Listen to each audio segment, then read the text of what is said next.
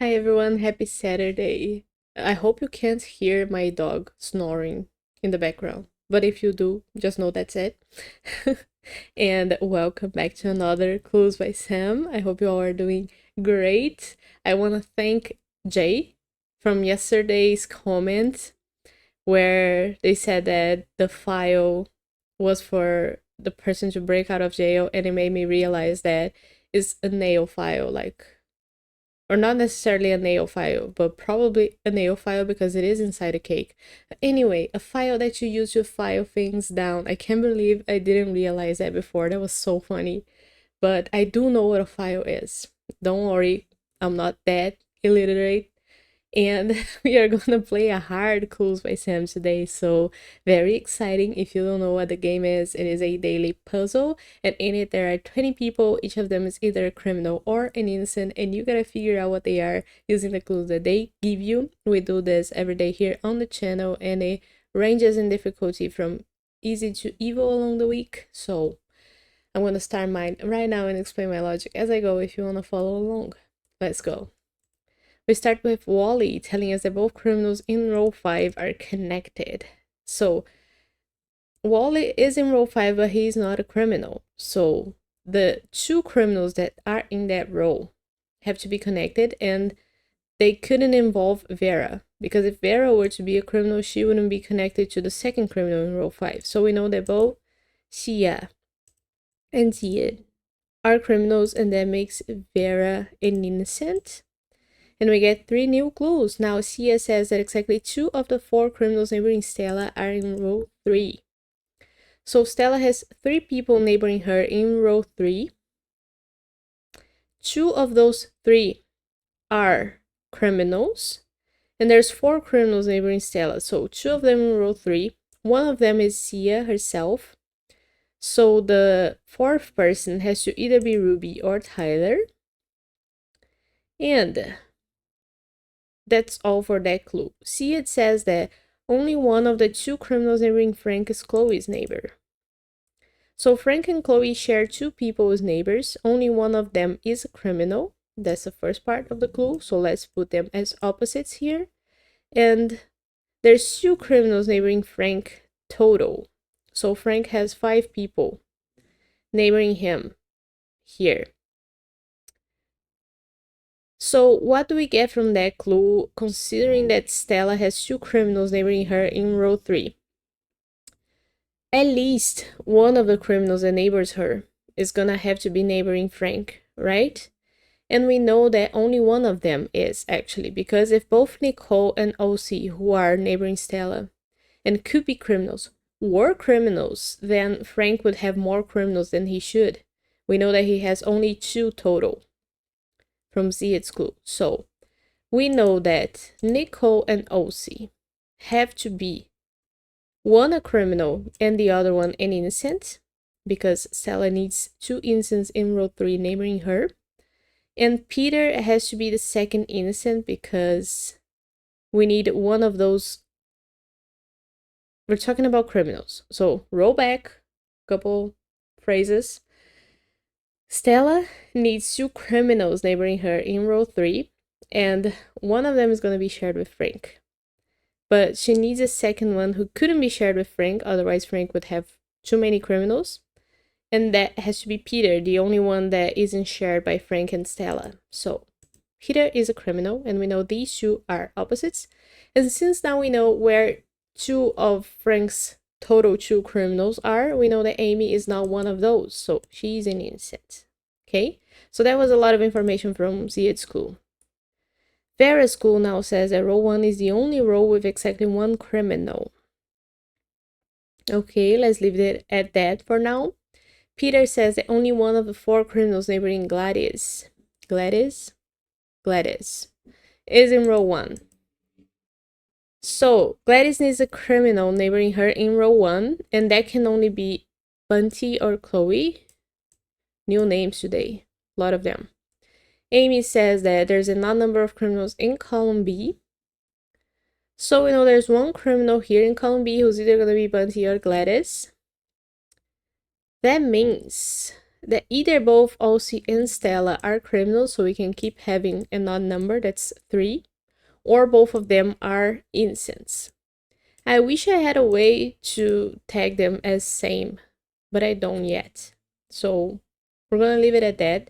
Jump back to Gladys' clue, which says that there's 4 criminals neighboring her. So we know about 2, 3 of them.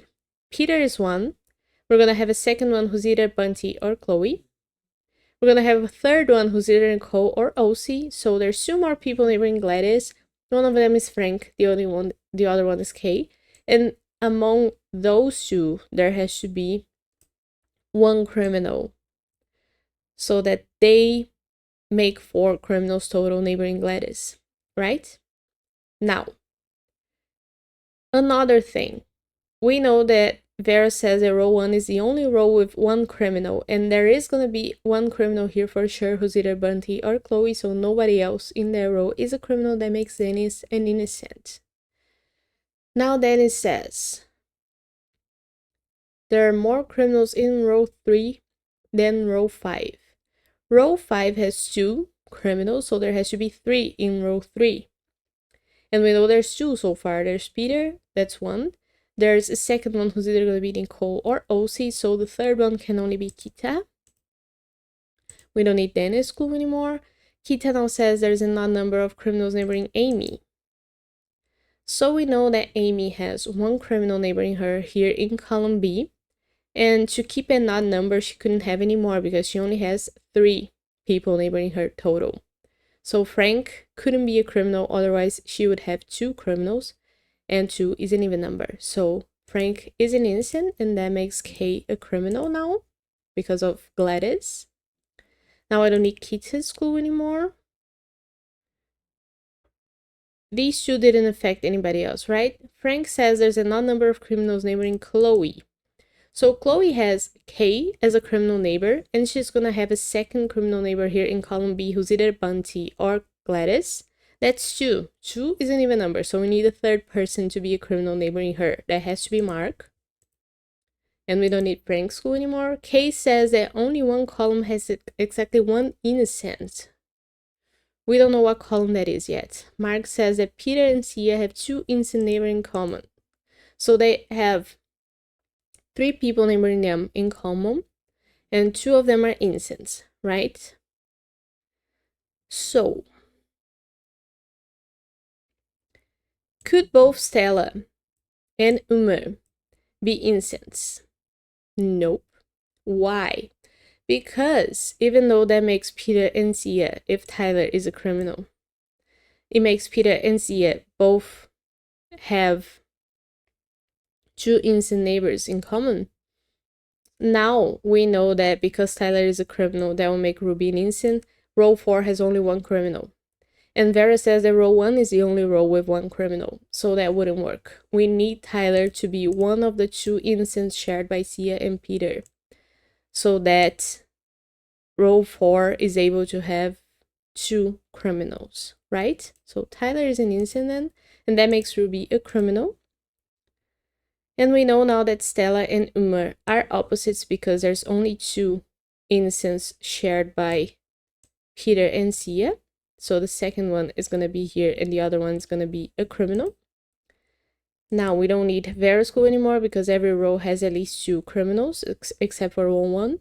Tyler says that exactly 2 criminals in row 3 have an innocent directly below them. So in row 3, Peter has an innocent below him.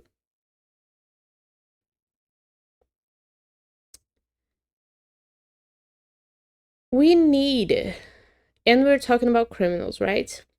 We need to make Nicole an innocent. Because if Elsie were an innocent,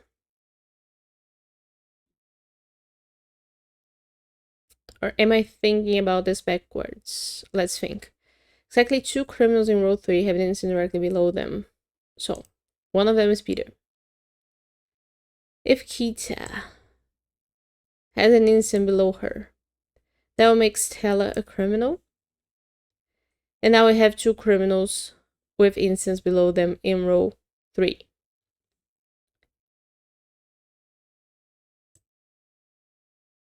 then OC could be an innocent. That wouldn't make any difference. So how do I deal with that? Oh, I gotta think about the row or the column that has only one instance. Because if we make Umar a criminal, is that it? Let me think about it.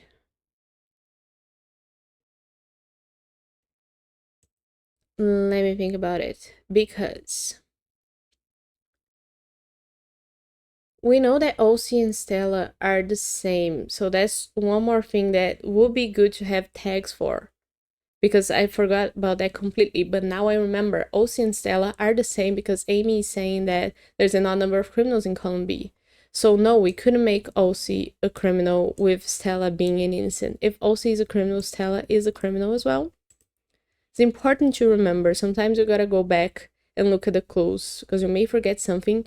And that's one of the reasons why it's good to dismiss the clues you are sure are not useful anymore and keep the ones that are gonna be useful lit up so that you can kind of scan the board and see, oh, I should remember this clue. It's been a while since I've looked at it, you know?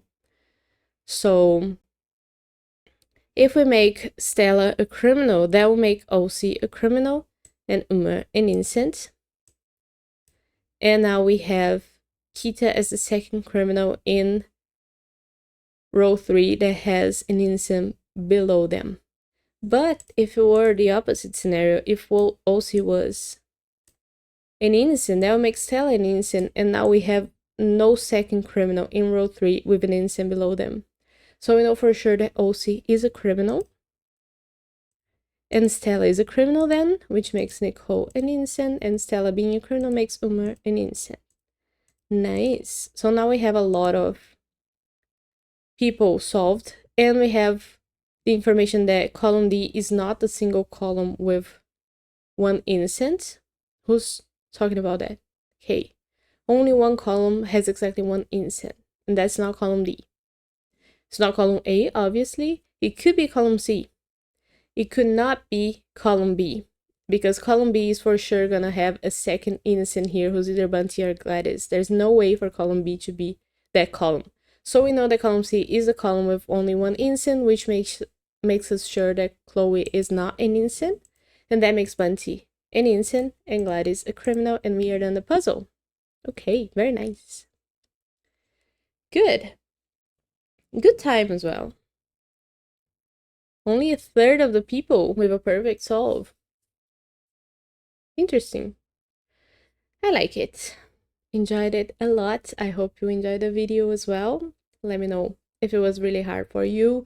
If you have any questions, drop them down below, and I'll see you tomorrow for more Clues by Sam. So, bye-bye.